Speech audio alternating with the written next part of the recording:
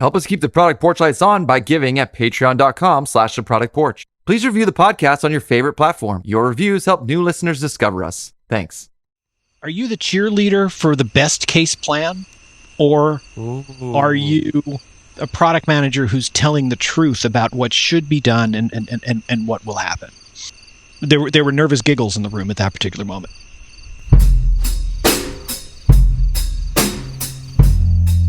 Welcome to the Product Porch. I'm Todd Block here. Today, Ryan Cantwell and I are joined by Ken Feehan to discuss the recent spike in product manager layoffs and what we can do to turn it around.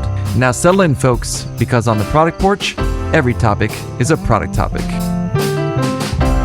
We got something different today. Today, we're joined by our good friend, Ken Feehan. Ken's an experienced product leader who cut his product management teeth at Apple.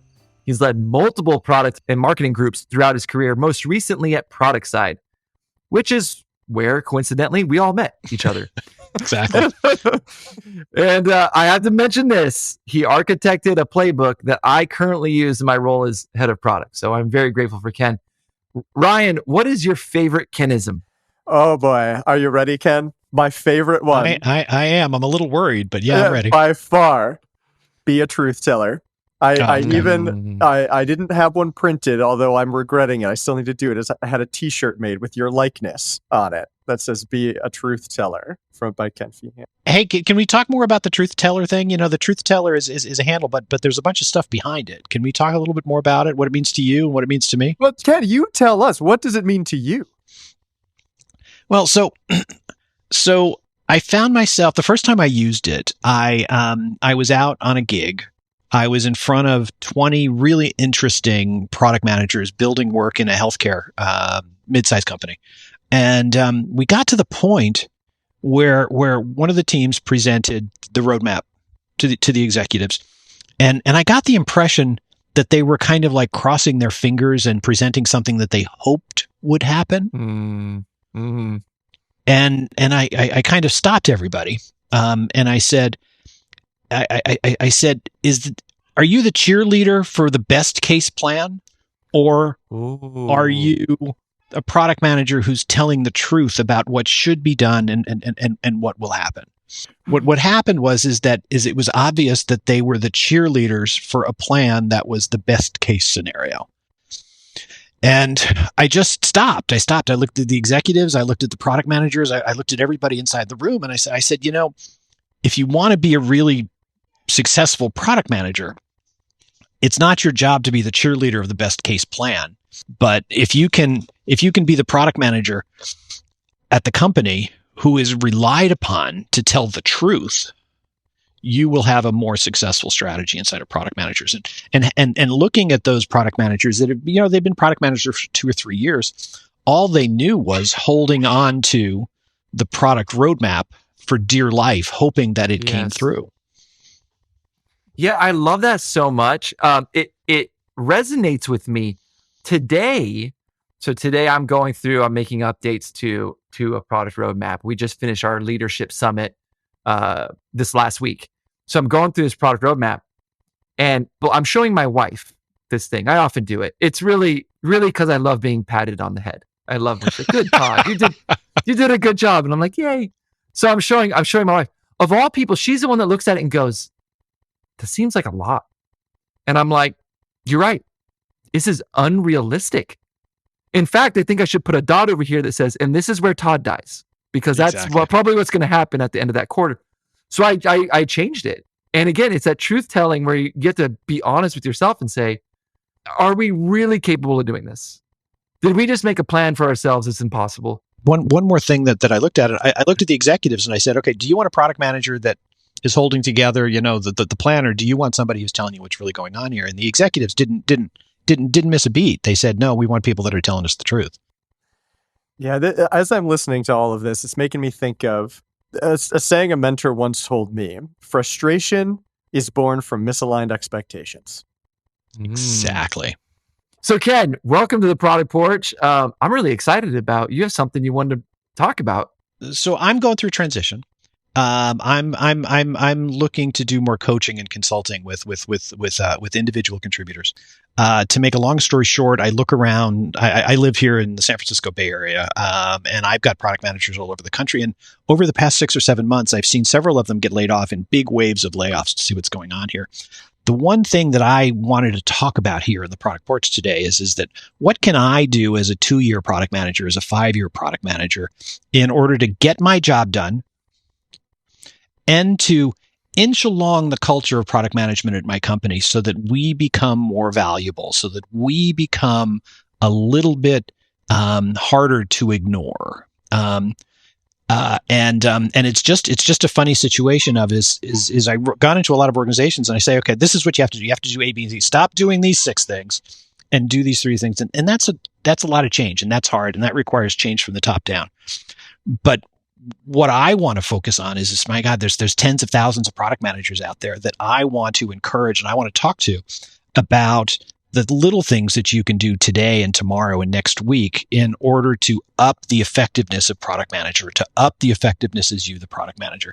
That's what I want to write about over the next couple of months. That's what I want to talk to some people about here. How do you step it up so that you take what you get your job done, and that you advance the state of the art of product management at your company? I have a statistic. I want to throw out some evidence. Data. Data.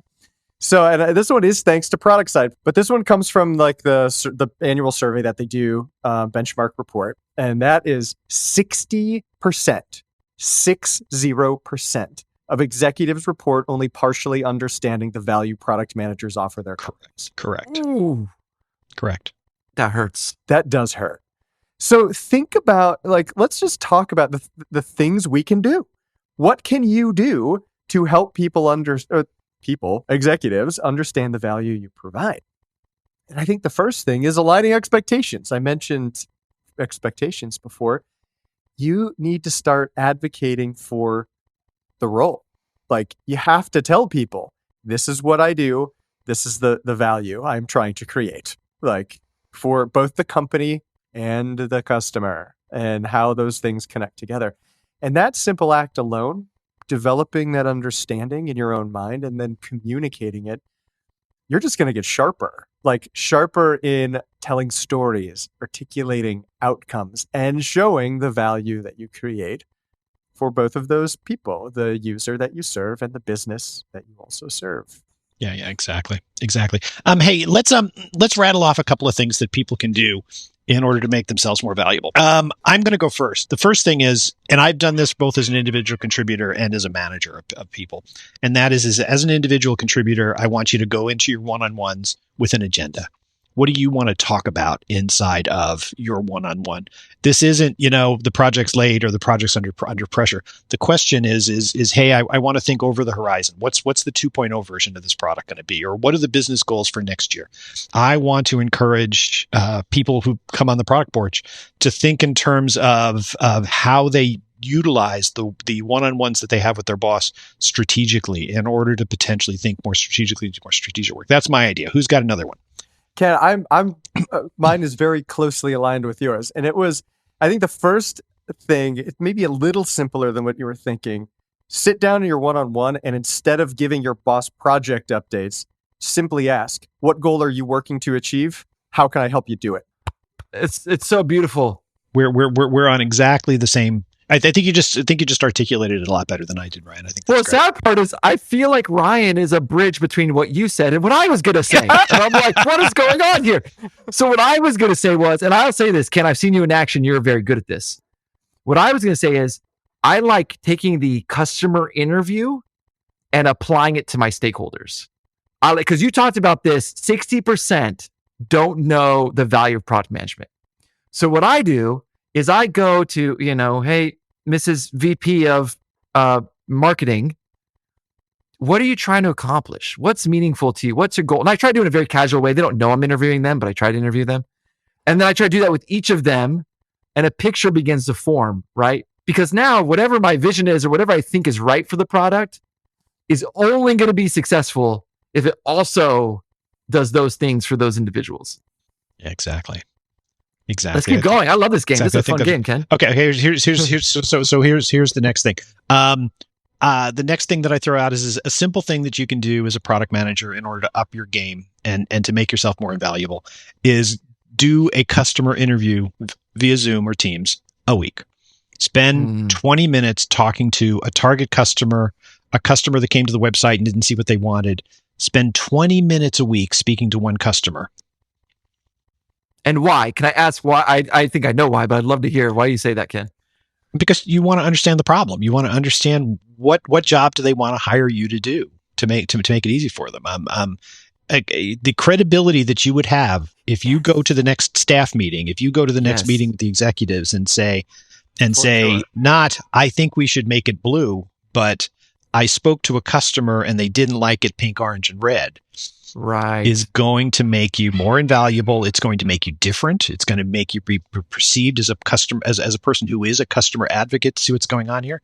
Find 20 minutes a week in your schedule in order to set up a Zoom call with a customer, a target customer, or an old customer who's no longer a customer. Find a way to spend 20 minutes a week with a customer. There is a stigma, I hear, that talking to customers, it's hard to find them. I have to spend so much effort.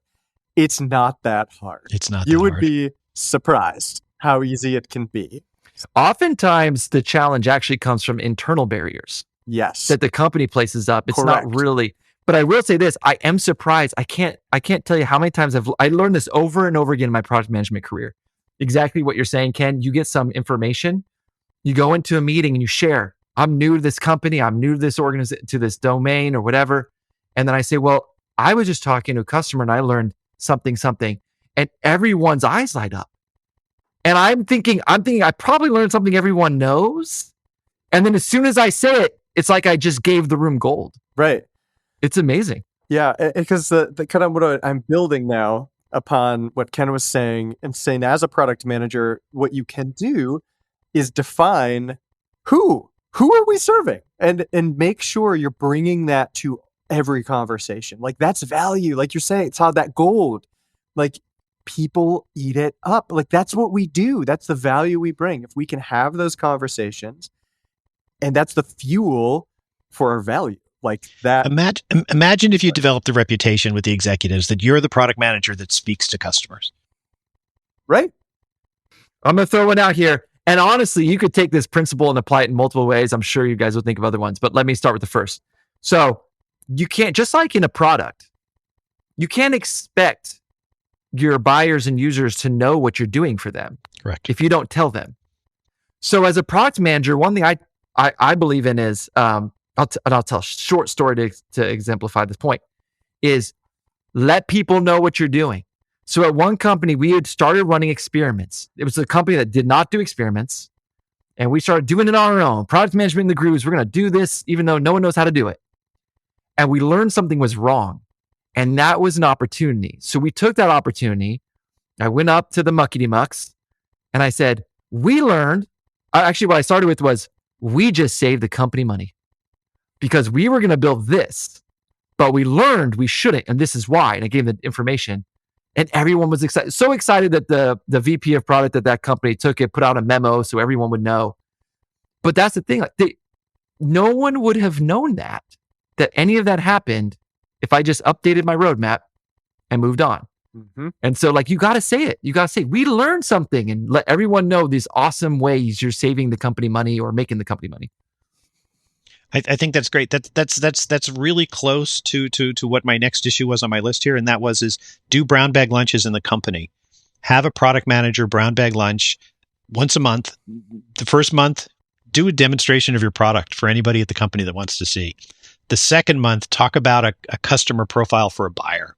The third month, do a customer profile of a user. There's 3 ideas for brown bag lunches. Be that person, even if you're sitting at the table in the back of the room by yourself. Put up a sticky in the kitchen. Send out a meeting via Slack that says, "Hey, brown bag lunches for third Thursday of every month. We're going to talk about customers. We're going to talk about products. We're going to talk about competitors." If you do that, you will develop a reputation at your company of someone who's doing things that are valuable. You'll help define what it is that product managers do. and you'll get promoted faster if you do brown bag lunches at the company, talking about the product, talking about the competitors, and talking about the customers and problems. Yes. So I'm going to try to put a bow on a few things that we're talking about here. It's a very tangible thing we can do too. And I think a lot of product managers fall into I call it the tactical quicksand. And it often happens with the development team where we're getting sucked into execution. So I ran into a situation where that was happening to me. And I told the development team, sure, I'll come to your meetings, but you are required to give me the first 10 minutes of every meeting. It's my time. And they look at me like, what? You going to talk about problems during that period of time by any chance? Problems, maybe? So they reluctantly agree. It's like, okay, well, we need you to answer our questions. So, like, you got to come to all the meetings. So I start coming to the meetings, and I took the first 10 minutes of every meeting to talk about, this is the customer we are serving. Every time. And I started repeating myself, like, after a week or two went on, and they start, we're going to hear about this again, Ryan? Like, it's like, yes. Like, the development project we're all working on. This is who we serve. We all need to know it. And eventually, they started understanding the user better. And I didn't have to go to all the meetings because they didn't want me there anymore. I had more time to go talk to customers. And then they invited me to meetings occasionally when they had questions about the customer. So I was actually adding value instead of just sitting and waiting to answer some ridiculous question about, should this page go here or that page go there? Like, no. They saw you as a customer expert, like someone with knowledge. Yeah. A customer advocate, for Pete's sake. Right. Yeah. Exactly. You know, this brings up to mind for me, and if we want to, we can come back to this or we can keep going, but I would love to play a different game. I would love to hear some anti-patterns and that make you unknowingly less valuable. I will kick one off and maybe it will spark some ideas. How much time do we have here? I'll kick one up. Well, we can make this a 4-hour pod. No. Let me kick off the first one that came to mind for me. And it's something that makes people think that they're becoming valuable, but it's actually an anti-pattern. And that is becoming the technology expert in that one area. And the reason is you're the only one at this company who knows the way this system works, right? And the reason it becomes an anti-pattern is, one, first off, they can't move you now. They can't move you anywhere else. They can't move you to something else because if they do, they have no backup for you. So now you've pigeonholed yourself in this place. Secondly, all technologies die. At some point they die and something replaces it. And now when it dies, you die too. And thirdly, people will start resenting you. They resent that all roads lead to your little stop sign, and they hate it. So I see that as one, like, don't make your world about one small little piece of technology.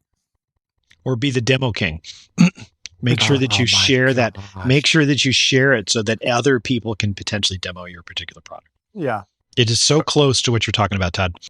Then you have to go to every sales meeting. They can't have a single meeting without you. You become the sales engineer. The sales team begins to take advantage of you. Right. Oh, yeah. Taking advantage. So, like, that's kind of the anti-pattern in a few instances, right? You are being taken advantage of, like, because you've put yourself in a position that they need you to do everything, whether it's sales, whether it's marketing, whether it's engineering or development, design. So I've got another one. Are you ready? Yeah. All right. The product manager, I think this is the cliche, the firefighter. That was it. That was mine. Oh. See, I knew I had to jump in.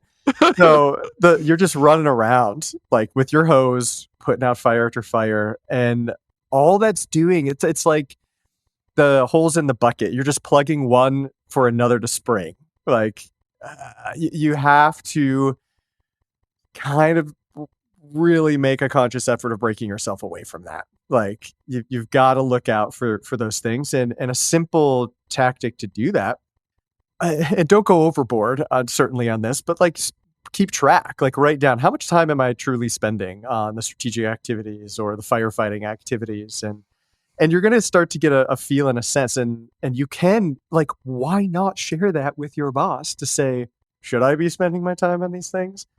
And they're likely going to say no. and that gives you the out. Now you can say no, and you have their back, and they have your back. Yeah, Ryan, one of the things that I'm just going to throw in on top of that is I've been to a lot of firefighting meetings, and early in my career, I loved going to firefighting meetings because, man, you feel vital. You feel, oh my, this important. customer is unhappy, and we're going to make them happy. Yeah. And so there was a lot of affirmation to firefighting, and as I became more mature, older, and as I got into that management position, and I saw my people spending time with that, I sometimes noticed that people went to firefighting meetings in pairs. The redundancy of having multiple product managers inside of a firefighting meeting of a customer's unhappy meeting means that there's less good communication about what the problem is and what's going on here, because it's spread among 2 or 3 people. It takes longer. The resources get chewed up. So as I look at this, Ryan, the idea is spend less time firefighting. Track how much time you spend doing firefighting so that you have another strategic item for the one-on-one with your boss to say, hey, I spent 6 hours this week firefighting on this situation. And then the third thing is reduce the number of people in the firefighting meetings as much as possible, and then give them the power to make the change. I think that's such an important point, Ken. Give them the power. Because too often there's the finger pointing that happens, right? No, they're going to do it. No, they're going to do it. And the assumptions can be made, and then things don't happen. But I think that's an important point. Empower those teams to solve it. And this is going to sound really weird, but also as the manager of people going to firefighting meetings, you have to take the glory out of the firefighting meeting. You have to figure out a way in order to say, oh, I don't want you in the firefighting meeting, or how do we make it so we have fewer firefighting meetings next year? How do we avoid doing this next year? Instead of just fixing the finger in the dike, how do we close this stuff off? Again, if you have a customer who's very unhappy and they say, I need an answer by noon tomorrow, that's a firefighting situation. Don't reward bad behavior. Be happy that the team is actually working on the problem and to doing this, but don't send them to Disneyland at the end of it to make that everybody's going to want to be in the next firefighting meeting. You've got to figure out a way in order to potentially man those appropriately, but not a person more. But I promise you, start going to firefighting meetings or asking for the roster of firefighting meetings and look at that and say, is that the minimum number of people, and are they empowered to make a difference? Oh my gosh. I've counted. I've been in them. Yeah. I've counted 12 in a meeting, in a firefighting meeting. I'm like, there's 12 of us here. This is an expensive meeting. I've seen more. You've seen more than that? Oh yeah. That's the number of sticks. I remember counting 12. Yeah. I have such a habit for doing that. I do that in so many meetings. Now people listening who work with me are going to be, is Todd counting this meeting? I do it so often because I'm just like, 1, 2, 3. Do all 8 of us need to be here? I want to ask you a question, Ken, because I think this is really an important part of making yourself an indispensable product person. You are really good at getting buy-in from stakeholders. You're very good at making sure stakeholders are aligned and going with you on the journey, and you're not going by yourself. I'm mixed at that. Let's put that out there. I do have a process, which I used at multiple companies, where the idea here is to bring the other organizations, the sales organization, the marketing organization, the operations organization, forward in unification. There's certain key documents that we can fill out that we can share. There's certain voting that we can do in order to say, hey, as a product team, we're thinking about this 1.2 release having these features. We're doing that based upon this customer feedback and this desire from the operations point of view. Sales, do you agree that this is the most valuable thing that we can do? Marketing, do you agree that this is the most valuable thing to do? It has the intention of bringing people along and getting people in sync, but it is easy to say, hey, let's vote on this. Let's figure out if sales and marketing wants to do this. But I can tell you that it's harder to do in life because sometimes people just think, oh, well, sure, I'll vote for it. Sure, it's not a problem. They won't internalize it and say, okay, well, what am I going to have to do in light of the fact that I'm approving that we are going to develop this 1.2 version? I'm not going to ask for something else. We're going to do this, but I'm always on the lookout for whether or not we're actually creating the value. And even if it looks like we're being successful, sometimes I've not been successful with that particular model. But I do believe that trying to be in sync and trying to get buy-in from peer organizations is hugely important. It's harder than it looks. It's not an easy problem to solve. So you put on something that I prided myself at through my career, but something that I think I have a kind of a B or a B plus results on, because sometimes I don't do enough time making those relationships happen to say, hey, you're in the meeting and you're going to be given a veto on this. If I would spend more time on this going forward, I would spend more time explaining how valuable it is to be in sync with the sales team or be in sync with the marketing team, help them understand why we're setting this kind of collaboration up together. Well, this is what I love about what you do. And you got to tell us if you're getting tired of being quoted back to you, us quoting you at you. But one of the principles of this, I remember you telling me, and I think it's a great principle. Like you said, in execution, it's challenging, but I think the principle is correct. Is the principle you would say was, you would use a term, skin in the game. Yep, exactly. Everyone needs to have skin in the game, right? If they don't have skin in the game, it's really easy to come back later and say, that was a bad decision. You failed. It's different if it was our decision. It's different. It's easy to say, do all these things. It's different to say, we have to do all these things, right? And it puts more emphasis. In fact, as I say that out loud, I'm like, ooh, I need to remember this for my next leadership meeting. Yeah, no, I agree. But this rolls back to, what can I as an individual product manager do in order to be more effective? And sometimes it's hey, adopt a new process, but sometimes it's spend more time communicating, spend more time developing relationships to see what's going on here. But if your company doesn't do personas for development, for the summer quarter at your company, build personas for the users and the buyers for your product and for your particular company, and then share them around your company, or do more customer interviews, but have a quarterly plan about how it is you're going to make product management more valuable at your company, how you're going to make the role of doing product management not just what's expected from people, but actually to take advantage of the magic of the product manager title, of people look to you that you're going to make a difference. And to do that this quarter, have a plan for how you're going to inch your game up a little bit. Next quarter, think about what you're going to inch your game up with. Maybe this quarter it's make better one-on-ones. Maybe next quarter it's interview more customers. But at the end of 2 years, you'll be able to look back upon the fact that, you did what was expected, and you helped make your role as a product manager and the overall role of product manager at your company something that's more valuable. All those things are things that you're going to get by speaking to a mentor or speaking to a coach or speaking to your manager in the one-on-one. All of those things are free and easy. And I think that it would make the process of doing product management more valuable. It would bring you some stability in life. And I promise you it's more fun. Well, I'll share with you my go-to as some support for this. And maybe Ryan has one that he's thinking of too. My go-to is problem framing. It's my go-to. I tell people all the time, be great at that. And the reason is, I can't tell you how many times I've impressed leadership, management, whatever you want to say, by using a problem frame. Simply because in a conversation like this, if this was a meeting between the three of us, while doing this, I would be writing, I'm a product manager who is trying to make myself invaluable at this company. And I would just write it and I type it during the meeting. And then at some point I say, hey guys, I think I got the problem written. Tell me what you think and I'll pop it up. And it's exciting because it aligns. Suddenly all of us are looking at the same problem and we can start that conversation. Todd, I don't think that's quite the problem. I think and that's fine. But now we're coming together on what the problem is. That's my go-to. So I agree with you, Ken. And there is something when you can show people, I'm not doing any of this by accident. I'm not accidentally product managing. I have a process. I have a way I do things. You gain respect that way. Someone could disagree with it. Tell you we don't like your thing. That's fine. But that's so much better than thinking you're just an ad hoc running through the jungle wild person. Yeah. I think in that vein, Todd, the thing I would recommend is problem framing is an awesome one. That's one of the best. But this kind of aligns with a value proposition. But just be the person to ask a 2-letter or 2-word question. So what? If you hear somebody list a feature, all you say is, so what? And ask yourself that question. So what? So what? Who cares? Why would the user care about this?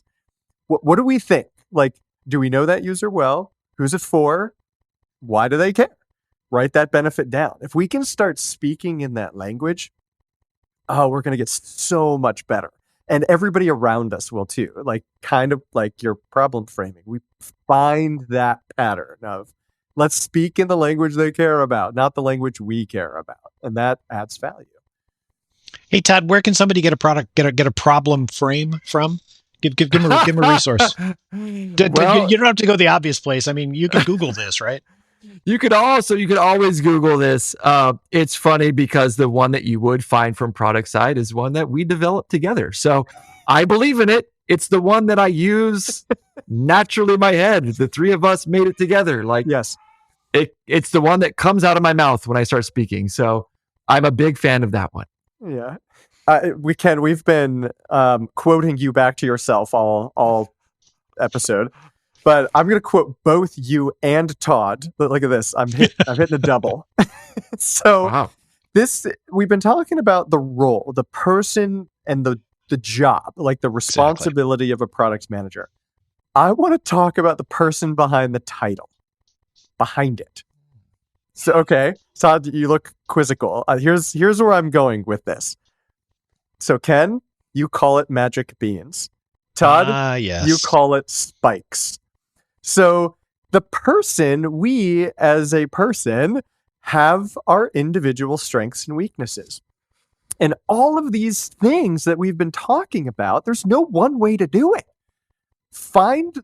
Leverage yourself. Find where you're good. Like, what do you like? How do you like talking about things, approaching things, doing things, going about a specific task? Lean into that. Like, don't be scared of doing it your way, because there is no, there's not like the generally accepted accounting principles for product management. Like, you have to follow step A, B, and C. No, be you. Do your thing and do it well. And you will do it well if you do your thing.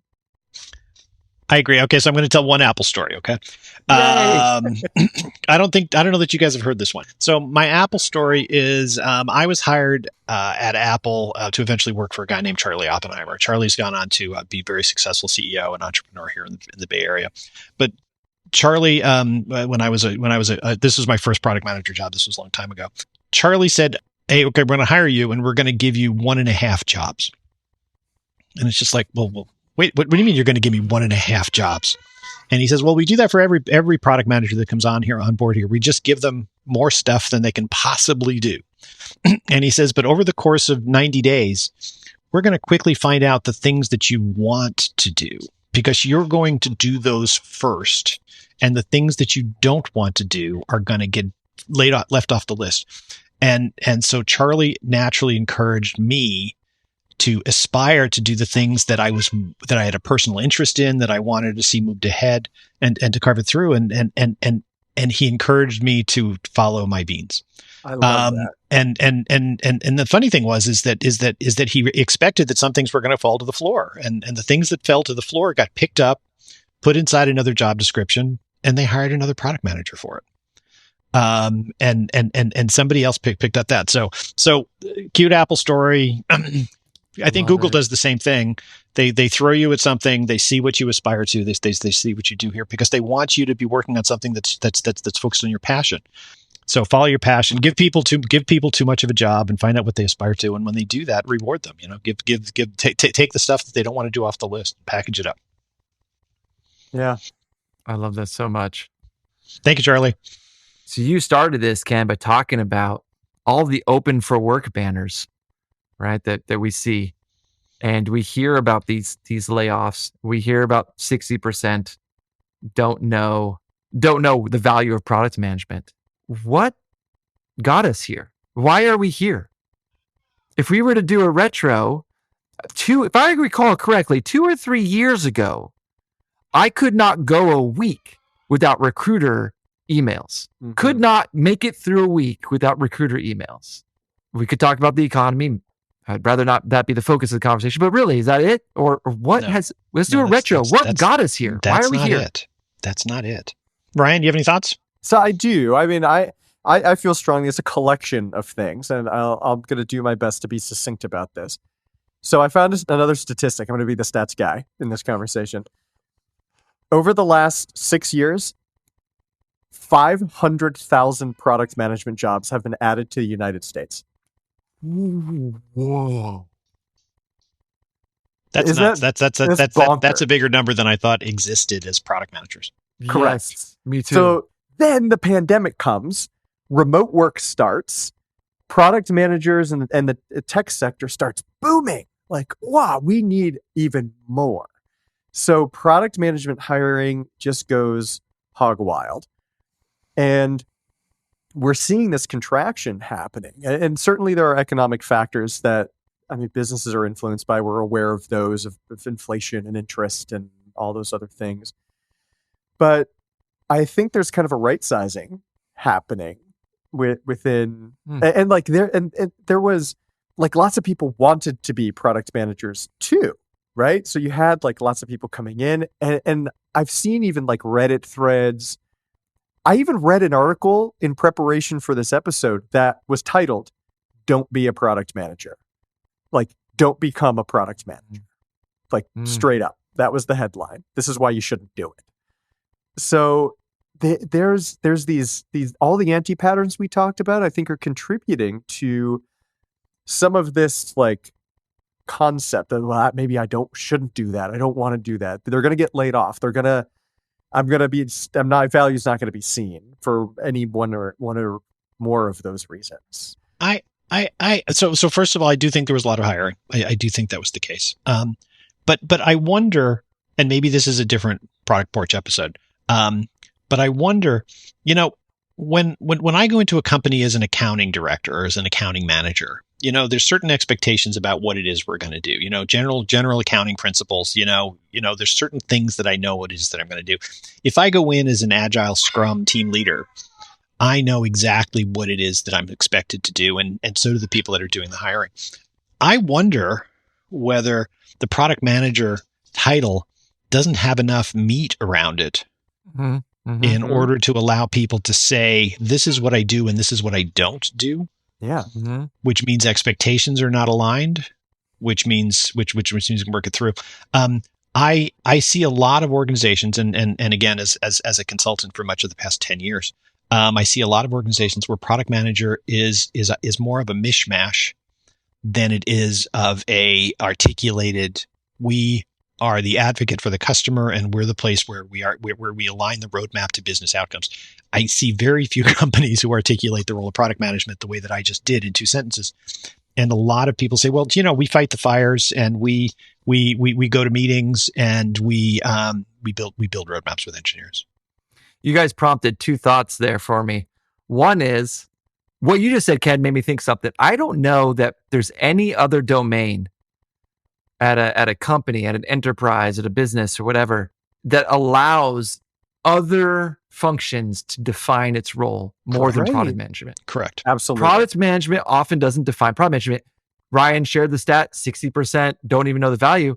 Well, if the role is being defined by someone who doesn't know the value, correct, how are you going to get the value? Then there's one more thing I would add.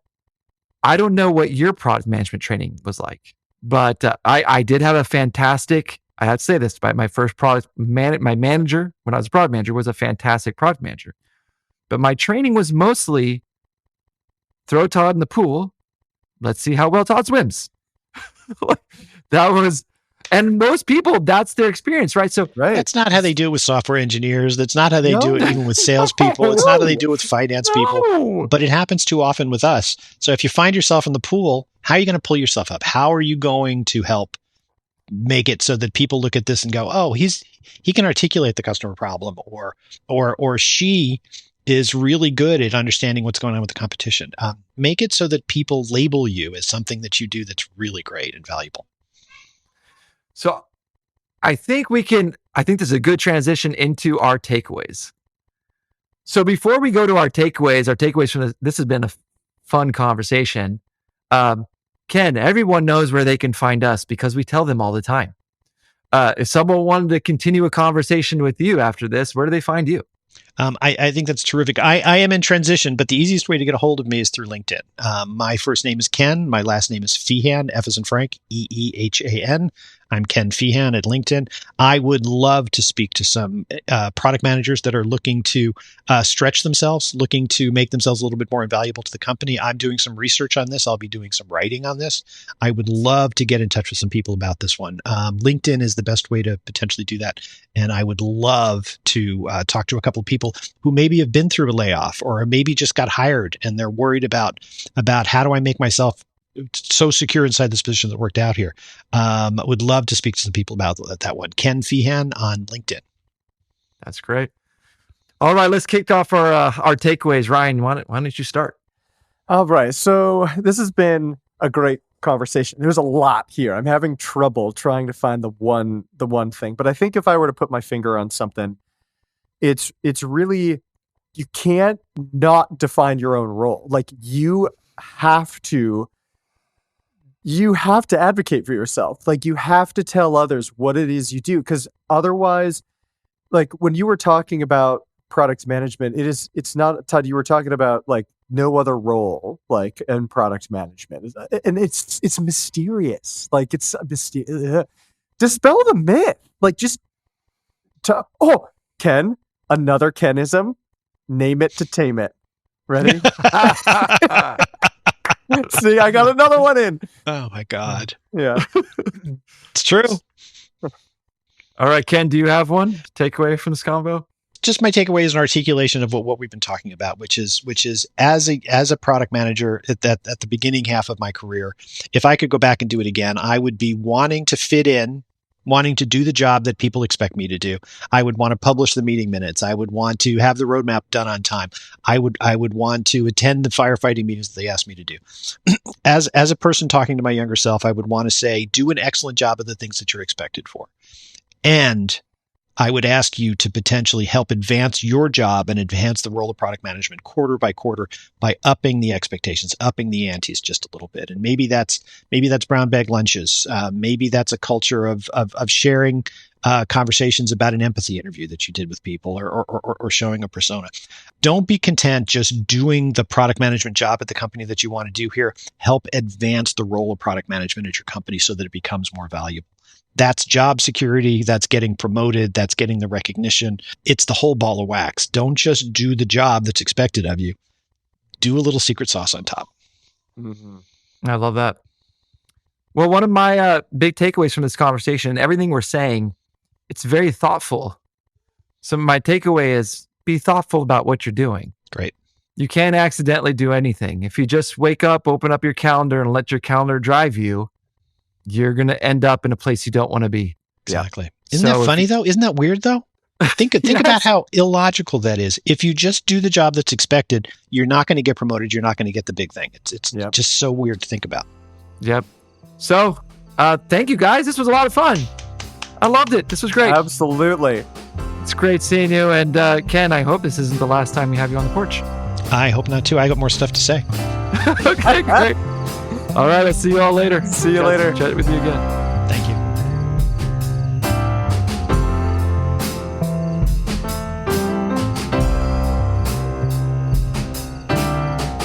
Thank you for joining us on the Product Porch. We release new episodes every 2 weeks. You can also find us on LinkedIn for more content. We offer a special thank you to AJ and Jack Blockhier for the music. The views and opinions expressed by the hosts of this podcast are their own and do not represent nor necessarily reflect those of their employer.